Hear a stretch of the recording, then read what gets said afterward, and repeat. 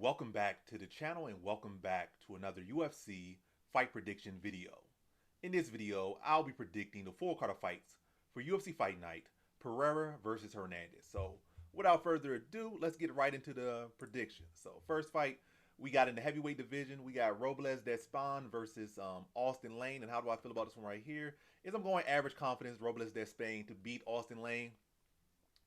Despaign's wrestling is pretty terrible, but I feel like Lane's already, accumulated so much damage. It's not like he even has a wrestling background. I mean, the last one didn't either, but it was a surprise factor there. And I feel like Despaigne has more of a ceiling. It's not a very high ceiling at this point, given his age and his last performance.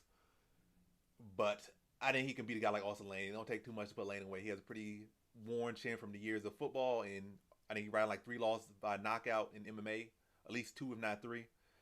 Despaigne will have the size. He has the actual combative background. And I think he'll be able to find the chin of Austin Lane, show at least some decent improvements in the takedown offense. And it's not like it takes so much to be able to defend Lane's takedown. I think if he could show that he could defend one of those takedowns or get up from one of those takedowns, which is I don't feel such a great feat for him to do against Austin Lane, then Lane's pretty much cooked. And at that point, he's kind of relying on the puncher's chance.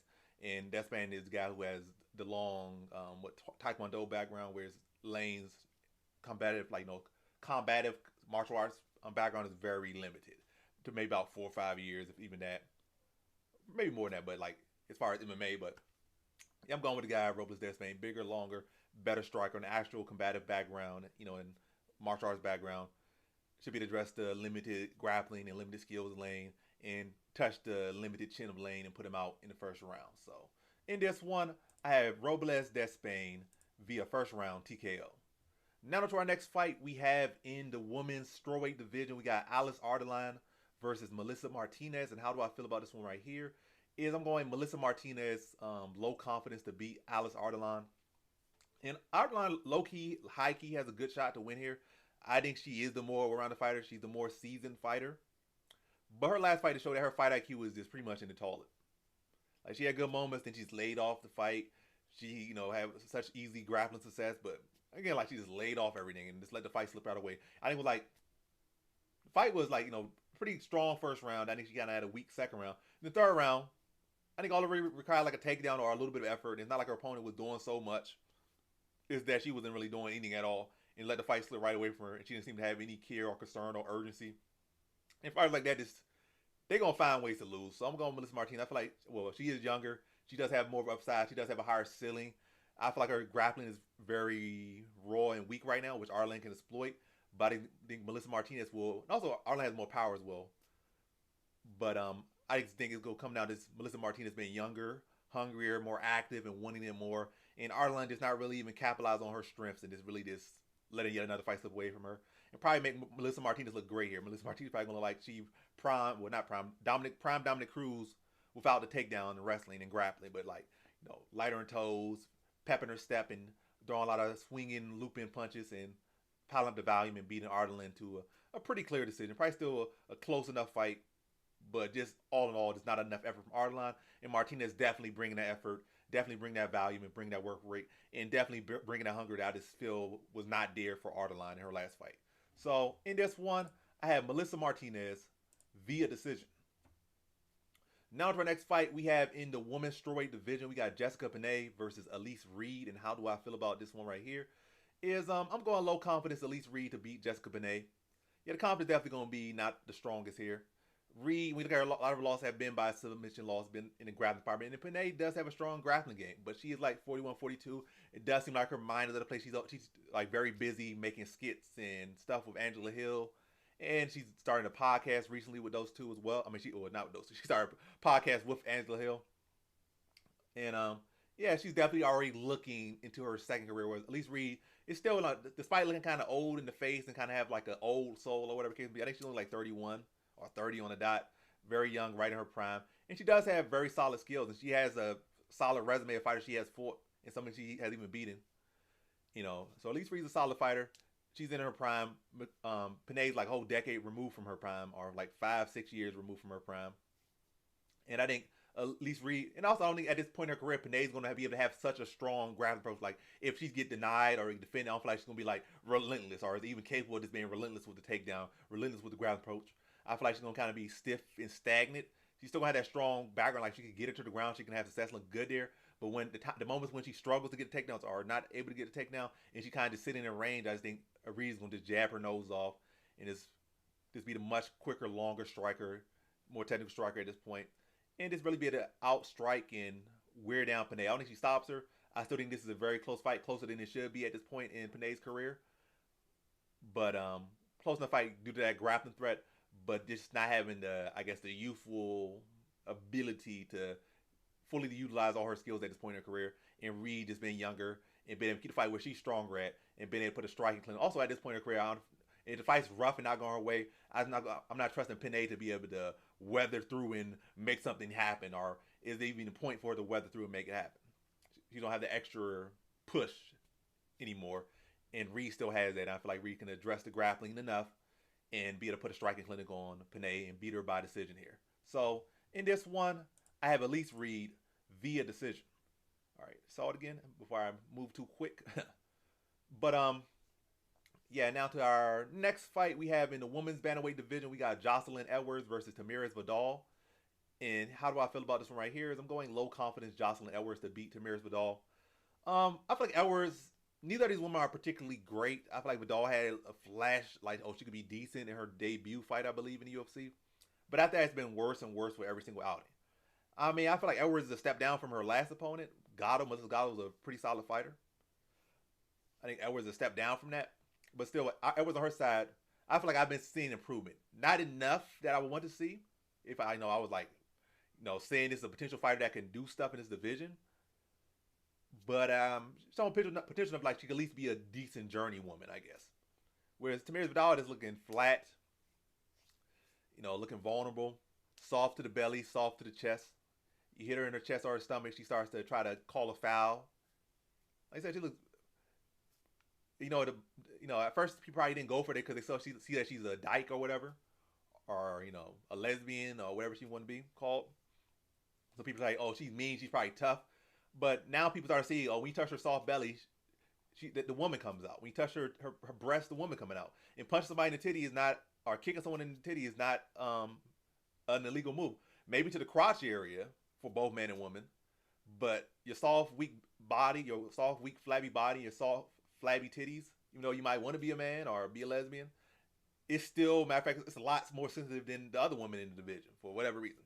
Maybe that is heredity in your family. But yeah, we have been seeing her every time she gets hit there, she just looks fragile. She's been giving up a lot of takedowns. Edwards' grappling has been improving. I'm not expecting this to be no washout for either fighter, but Edwards, I have been seeing improvement from her. I have been seeing her mixing up more. And Vidal, like all she does at this point, all she kind of does is just swing for the fences. So she can be aggressive early, and even like whether she's getting tagged or getting countered, or she's having success, I feel like she fades off. She fades off. She has a soft body. She has a soft mentality. And Edwards, I feel like she's got more dog in her. She's been making adjustments. She's been improving where Vidal has been declining. So I'm going to go with the fighter that's at least improving. Even if it's just a little bit, I like to see improvement versus stagnation. Not, as a matter of fact, declining. It's like a slow improvement versus stagnation and decline. Got to go with the uptrend. Edwards can mix it up. Edwards wants it more. She's tougher. Might not have the greatest chin, which is a concern, but I think she has a higher work rate. I think she's willing to mix it up more, and I think she will have more success mixing it up, in this fight. And I think she'll be able to grind out a decision over Tamiris Vidal here. So, in this one, I have Jocelyn Edwards via decision. Now to our next one, we have in the bantamweight division, we got Brad Katona versus John Matsumoto. And how do I feel about this one right here? Let me see. I don't know. My sound probably messed up because I need to get some wireless headphones because I know y'all probably gonna be hearing this, but hey, it is what it is. Y'all hear, y'all don't hear. I mean, not as far as hearing me. I want y'all to hear me, and I think y'all do. I think the people that aren't, got these Apple products and whatnot, that's self-sabotaging. And hear me, I'm talking about the sound of the static when my hand or arm rubs against this wire. But anyway, Brad Katona versus John Matsumoto.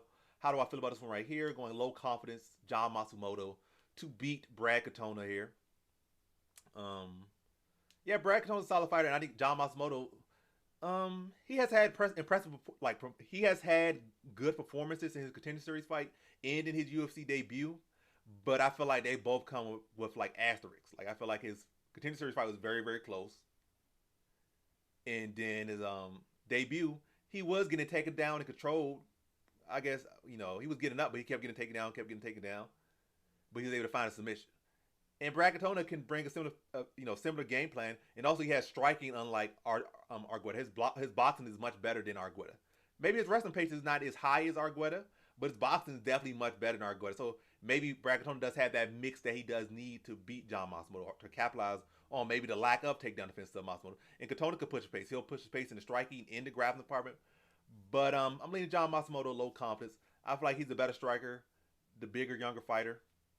Has solid grappling, so it's not like just because he's getting taken down, oh, he's a dead fish off his back. He clearly showed that he could sub you off his back. So he clearly has skills there. So it's not like you're just taking a guy down that's just purely a striker. He has grappling skills. And Brad Katona, like I said, his grappling pace and takedown rate is not as high, nearly as high as Argueta's is. So it's probably going to be like a little mix of grappling, a lot of forward pressure with the boxing, and then like maybe he goes for like 5 takedowns maximum. I think John Matsumoto could deal with that. And I think John Matsumoto could do a good job of getting back to his feet, being the longer fighter, being the faster fighter, being a more explosive fighter, and being able to outstrike Brad Katona to a very close fight. But I think this is another gritty, close fight, probably like a split decision victory. But I think John Matsumoto will have landed the more flashy shots, done the more damage, whereas Katona probably working more so behind his boxing and not really getting the most damaging shots off. But he's more so this guy landing more volume, but not the heavier shots. Where John Matsumoto probably landing a spinning back kick, maybe a spinning back elbow, spinning back fist, maybe catch him with a flying knee, maybe a front kick. You know, the more heavy shots going to be on the side of John Matsumoto, the more dynamic shots on John Matsumoto. And whereas Katona just kind of just a decent pace, like a pretty high pace, consistent pace, but Matsumoto landing the more flashy, more telling shots. And I think that's what's going to be perceived more by the judges after 3 rounds. So in this one, I got John Matsumoto via decision. Now to our next fight, we have in stupid wire. Let me just untangle. Maybe that give me more room. Stupid wire. Let me do this. Yeah, I definitely need some wireless headphones because I don't know what's doing to the audio. I'm not gonna know until the video's done. But this wire is just touching me, and I feel like it's closer than it's ever been before. Like, I don't know what is this Diddy wire doing, but anyway. Now to the next fight we have. In the flyweight division, we got Nicolau versus Almabayev. And how do I feel about this one right here? Is I'm going, I go low average. I think I went average here. It could be low, but I'll go average. Average confidence, Almabayev to beat Nicolau. Nicolau has a very, very good chance to win here. But I'm going average confidence, Almabayev to win. Yeah, because he has a glass chip, but it's not like Almabayev is like really a striker like that. He's more so a heavy grappler. And it's not like grappling has been Nicolau's kryptonite. So this fight is very much wide open, but going average confidence. A bit of a gamble here as far as average. But I feel Almabayev has much more momentum. Nicolau has a pretty bad chin. It's not like he's been getting knocked up guys with heavy hands. Like, it could be a case like, oh, he only got knocked up guys with heavy hands. But I think both guys that have knocked him out weren't primarily known for heavy hands. I think Alex Hernandez, is that guy's name? Yeah, something. Whatever, Hernandez knocked him out. He was known for value, but he's not known for one-punch knockout. He knocked him out. I think Dustin Ortiz, years back knocked him out. So it's not like necessarily guys with the heaviest power. You need the heaviest power to knock him out. So I think Almabayev can get the respect on the feet of Nicolau, and I definitely think he'll push the higher pace. So it's not necessarily a need to have so much pure success, like one-way traffic with the grappling or everything is going your way. But Almabayev, as we have seen in his last fight and other fights, his pace is just relentless. So just like with Merab don't need to get the takedown to win. If he's shutting you down from getting your game off, he's still winning. And I think Almabayev could do a similar thing. I'm not saying he's Merab. He does have Merab qualities. But yeah, I think this is a tough fight. But I think it really just comes down to Almabayev's pace. I'm not saying he's going to knock him out. I'm not saying he's going to have 100% success with the takedowns attempts. But I feel it's going to come down to him outworking Nicolau. Not the perfect stylistic matchup for Almabayev. Not the perfect stylistic matchup for Nicolau. But one thing in this fight that I think will separate the two is that, is the work rate of Almabayev. His momentum, his work rate, his mindset that he currently has. Whereas Nicolau is probably doubting himself a bit, coming off a knockout loss.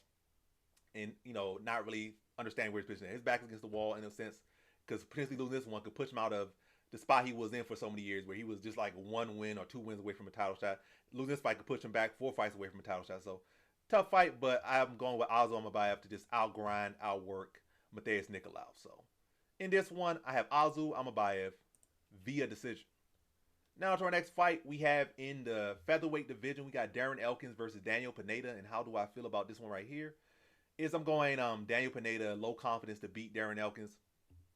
Darren Elkins, he's definitely damaged. Just as his nickname says, he is damaged. He's up there in age. He's taking a lot of damage. You can say the same for Pineda, but not nearly as much as Elkins. Elkins has been in so many fights where he has taken a whole career's worth of damage in just one single fight. And a lot of times he has come back and won those fights. But yeah, I'm picking Pineda here to win. But I guess the big concern here is why I didn't really say in my quick pick is Elkins does got a great gas tank. He's tough and he can push back. And I think Pineda does have a little bit of a questionable gas tank. But I'm picking Pineda to stop him. I'm going to say like second round, accumulation of damage, probably chopping his skinny legs up with calf kicks. Pineda got underrated calf kicks, big power. And yeah, I pick Pineda as well because he does have a solid grappling game. He has a solid grappling game. He's an experienced veteran. And I think he can address the wrestling and grappling of Elkins. And I think he is the much better striker.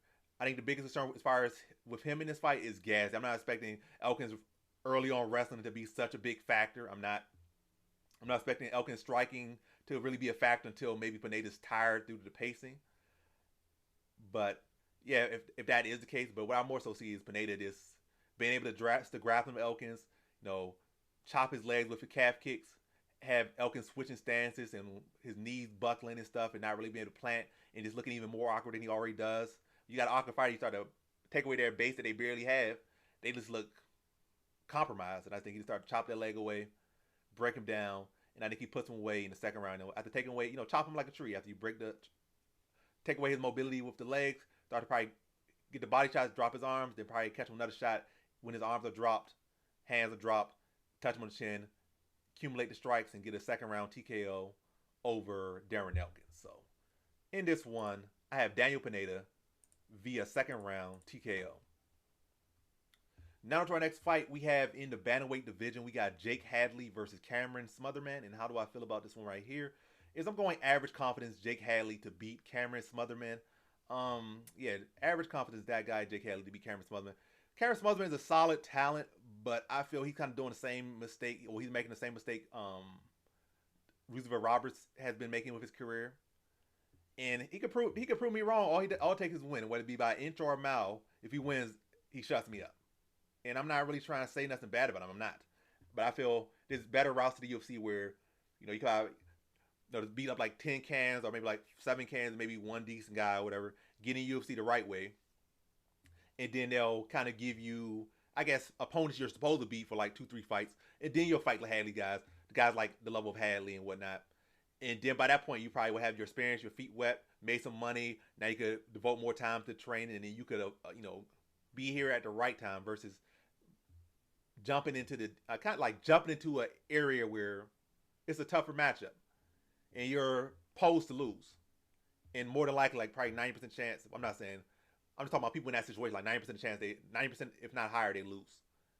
I'm not saying that for you specifically because I'm saying average. I was saying like it's lock, but in general, guys like this that come in this position, they lose like 90% of the times, if not more. He could give himself a better chance, but he's coming here against a guy like Jake Hadley who can more than hold his own in the striking with Cameron Smotherman. Should be the better striker, should be the better grappler, should be the better overall fighter. Hadley should be. And I just don't really feel like Smotherman has really done anything since he got knocked out on the Contender Series.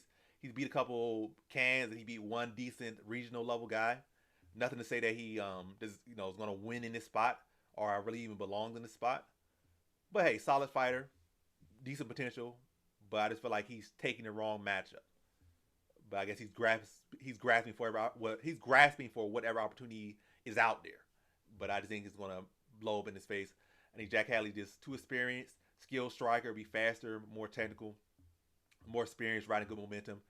But I think it's good competitive scrap. But I think Jake Hadley will be able to land the cleaner shots, push the pace better, mix it up, and be able to beat Smotherman by decision here. So in this one, I got Jake Hadley via decision.